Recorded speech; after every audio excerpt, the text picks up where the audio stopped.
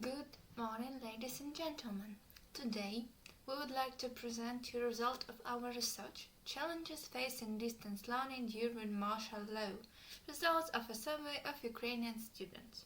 That research was conducted by Semerikov, Vakaliuk, Mintii from Zhytomyr Polytechnic State University, and Didkivska from Vakaliuk University of Economics.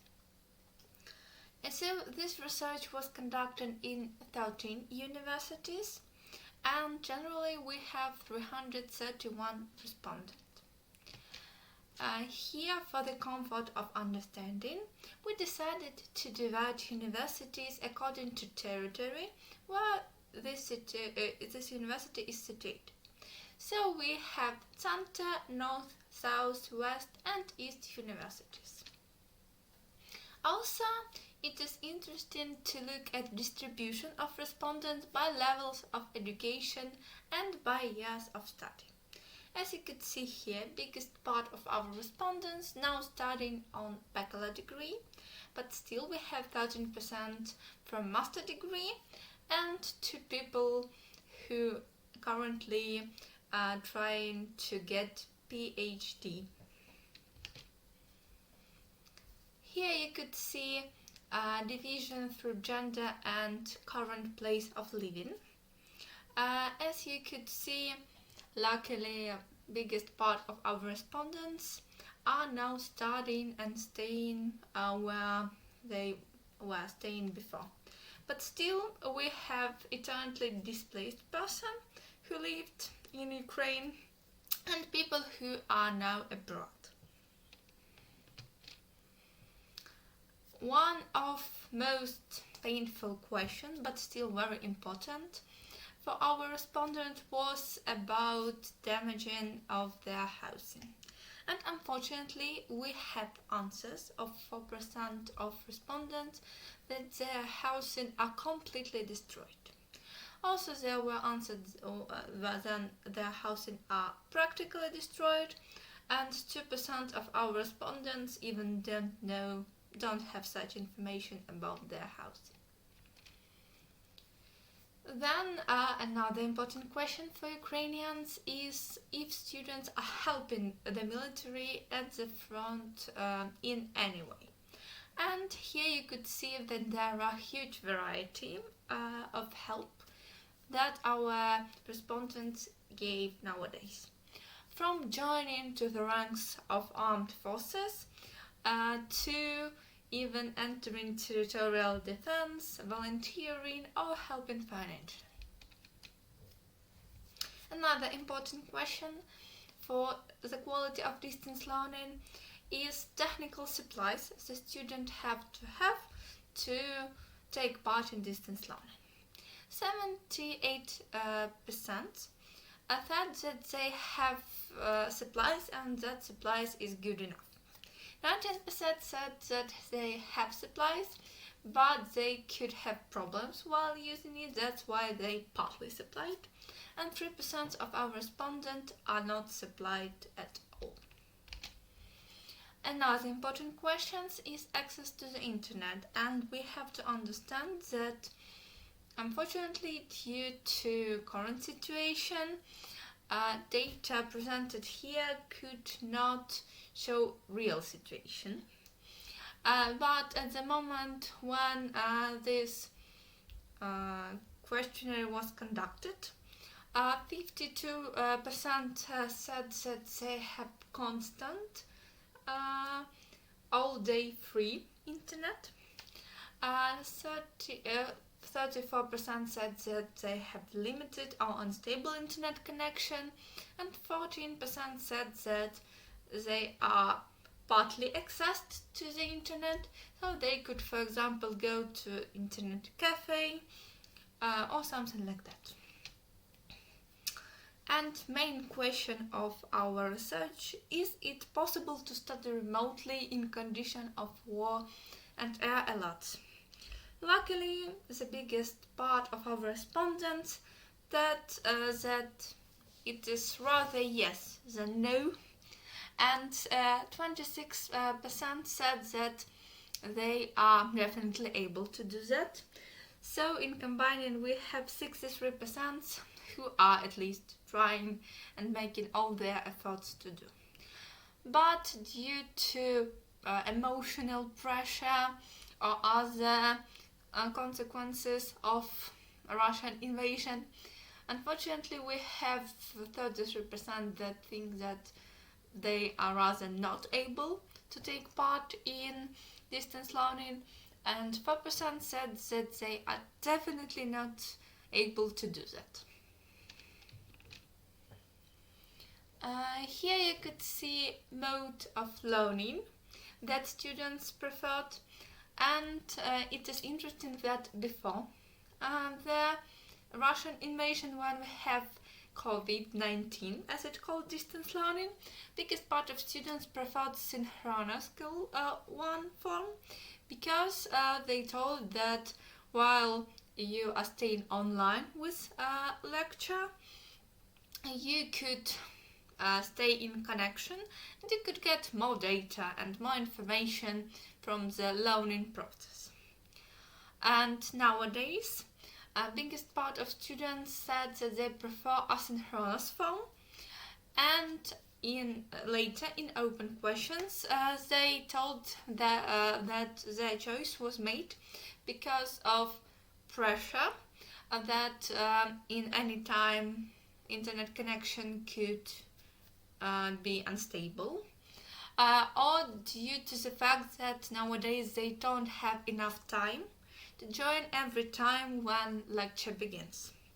So when we are looking about students' participation in online classes, we could see that part of students, 32%, are still trying and successfully trying to get access to every online class. Biggest part of our respondents, 41%, trying to attend online classes, but they passing late, and 27% have only opportunity to work asynchronously. So previous question is definitely connected with interruption of classes during a raid alert, and as we could see, biggest part of our respondents, 85%, have problems because of raid alert interruption, but 50% have no interruptions, and we hope that in future less students will have those problems. When we ask students if they do like methodology used by teachers in distance learning, the biggest part, about 19%, think that it's okay.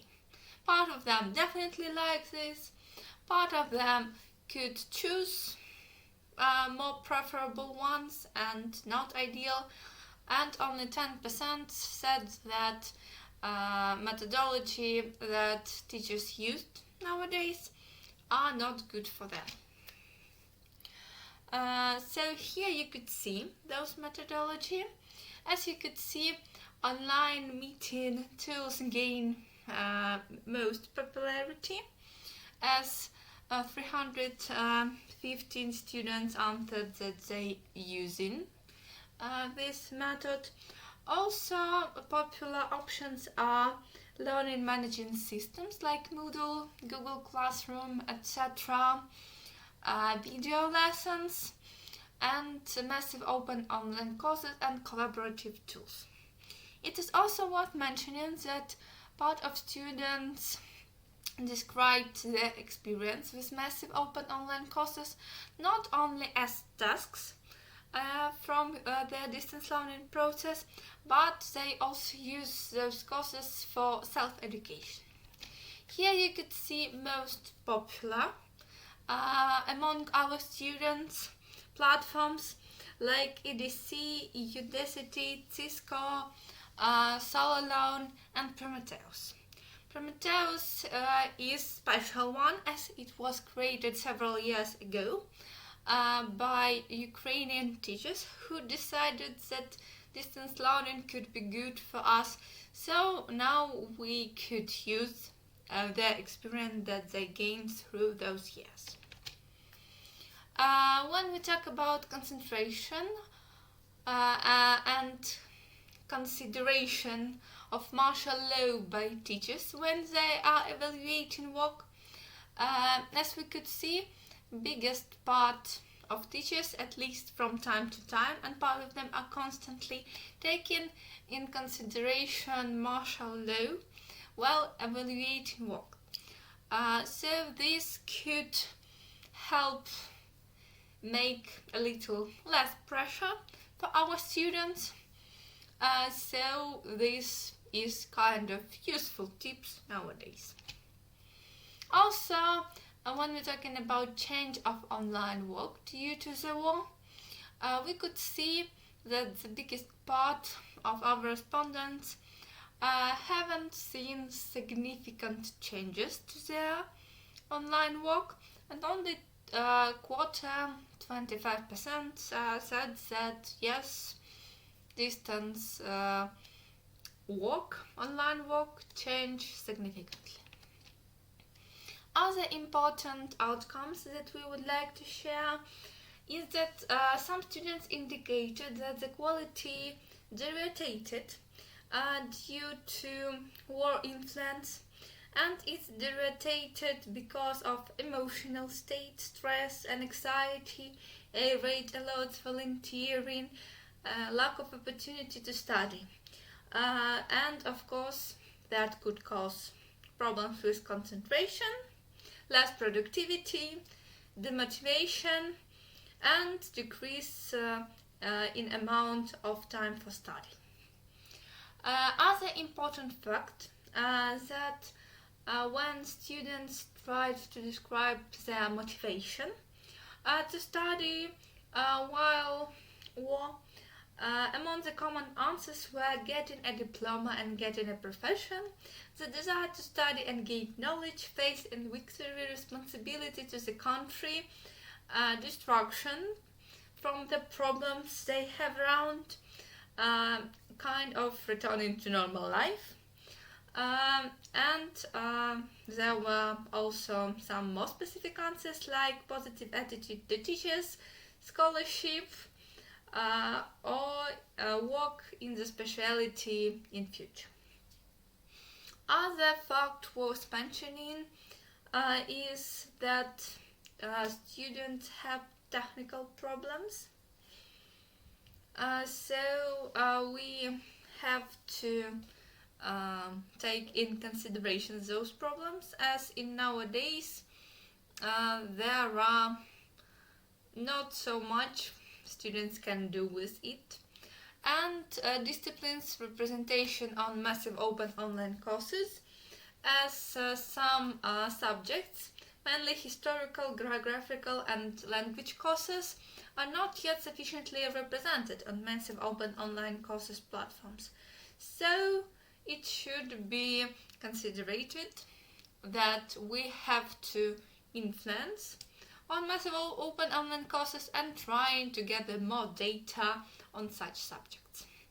And thank you so much for being with us. We will be happy to answer any questions you would like to ask.